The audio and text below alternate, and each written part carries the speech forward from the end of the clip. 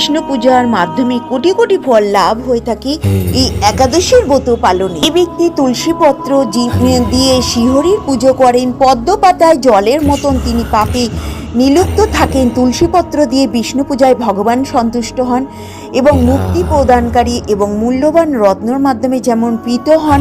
এবং যিনি কেশবকে তুলসী মঞ্জুরি দিয়ে পূজা করেন তার জন্ম জন্মান্ত পাপ ক্ষয় হয়ে যায়। এবং ব্রহ্মা বললেন, হে নারদ, যিনি তুলসীকে প্রত্যক্ষ দর্শন করেন তার সকল পাপ রাশি বিদরিত হয়ে যায় এবং যিনি স্পর্শ করেন তার পাপ মলিন দেহ পবিত্র হয়। তাকে প্রণাম করলে রোগ দূর হয়, তাকে জল শীতল করলে যমরাজও তার কাছে আসতে ভয় পান। শিহরির চরণে তুলসী অর্পিত করলে ভগবতী লাভ হয়। হে কৃষ্ণ প্রদায়িনী, তোমায় প্রণাম। আর ভগবান বললেন, যারা একাদশীর ব্রত পালন করেন সর্বপাপ মুক্ত হয়ে স্বর্গগতি লাভ করেন। যিনি